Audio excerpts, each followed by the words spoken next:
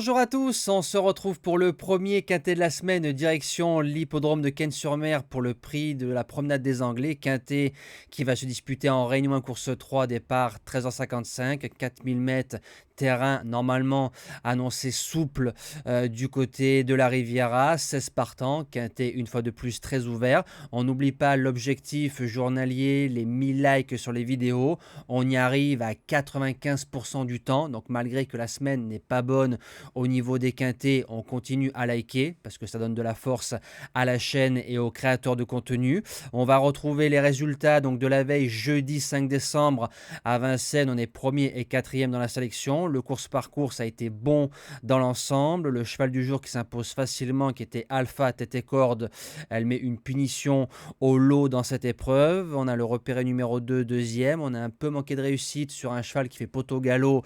On aurait dû être payé, mais bon, il faut rester au trot jusqu'au poteau. Et on clôture la réunion avec Koala des Réprés. C'est toujours bon d'avoir un coup d'avance sur tout le monde. Il y avait 35 contre 1, elle fait troisième.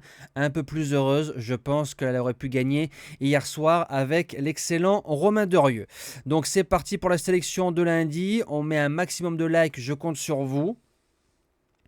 Et je vous lance mon pronostic. Base gagnante, le numéro 3, Gurzuf, qui va découvrir l'hippodrome de Cannes-sur-Mer. C'est un cheval qui avait fait deuxième de Rock'n'Roll à Auteuil dans un quintet. Rock'n'Roll qu'on touchait en base gagnante à 8 contre 1 pour ceux qui ont de la mémoire. Je rafraîchis pour ceux qui n'ont pas de mémoire. Derrière, on l'a couru 2 fois off, gentiment. C'est un cheval qui se monte en général à mi-paquet. À Cannes-sur-Mer, il ne faut pas se retrouver trop loin. Même si c'est 4000 mètres, c'est un tracé coulant. Donc ça avantage les chevaux qui se montent dans le premier tiers du peloton. Mais si on vient avec des ambitions, Gurzuf peut s'imposer dans cette épreuve. Deuxième base, le 14 First Dream, qui a 2 sur 2 sur le parcours, 3 sur 4 sur la piste de Cannes-sur-Mer. Il a gagné un quintet en 56 l'année dernière. Il tombe en 52. Donc à mon avis, ça risque d'être le grand favori ou l'un des co-favoris. Maintenant, il y a plusieurs quintets à Cannes-sur-Mer. Il y en a 3 ou 4, je crois, pendant le meeting d'obstacles. Alors, j'ai fait erreur. Je vais éduquer encore certaines personnes, les haineux, les rageux, ceux qui viennent à travers de faux comptes ou alors qu'ils ont d'autres chaînes YouTube, mais qu'ils n'ont pas le courage de venir à visage découvert. Hein, je pense que vous savez de qui je parle.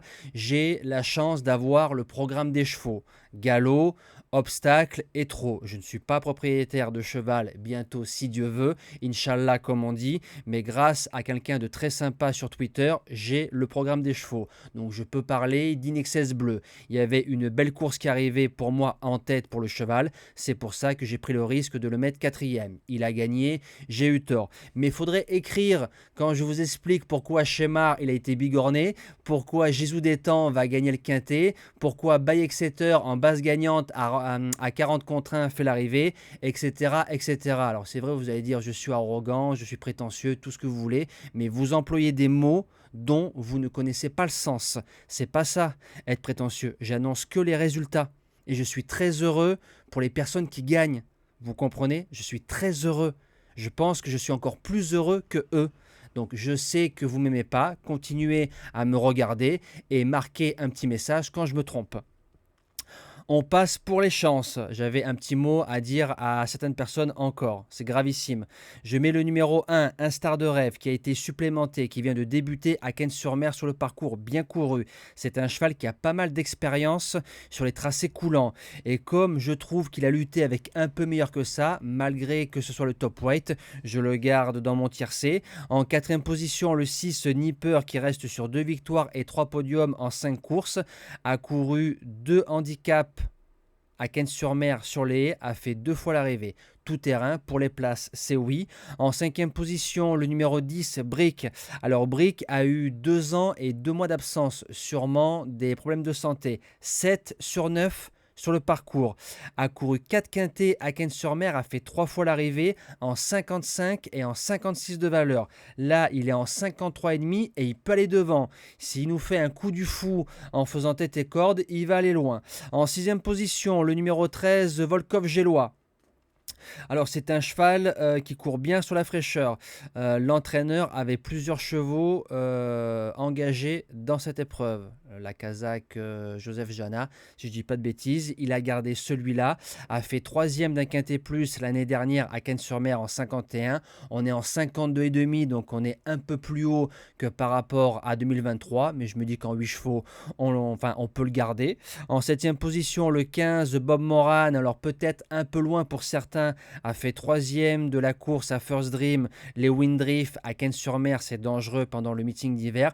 Premier quintet, alors peut-être un peu tendre à ce niveau-là, et je me répète comme il y a 3-4 quintets à Cannes-sur-Mer, j'ai besoin de voir à ce niveau-là.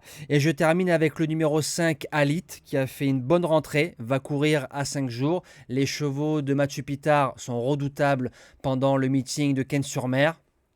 Si on a bien récupéré et qu'on n'a pas le syndrome de la deuxième course après une bonne rentrée, c'est une possibilité pour les places. Voilà, j'ai plus qu'à vous souhaiter une belle semaine. J'avais quelques points à éclaircir vis-à-vis de certaines personnes. Et si, franchement, s'il vous plaît, les gars, les filles, si vous avez un peu de courage, mettez votre nom sur le pseudonyme et parlez à visage découvert. Voilà. Et si vous avez quelque chose à me dire, vous allez regarder la description de ma chaîne YouTube. Je pense qu'il y aura la réponse pour certains rageux. Voilà. C'est compliqué tous les jours de recevoir des insultes. Tous les jours, tous les jours, tous les jours. Donc parfois, c'est toujours bien de remettre l'église au milieu du village. Prenez soin de vous. Merci à tous et à demain.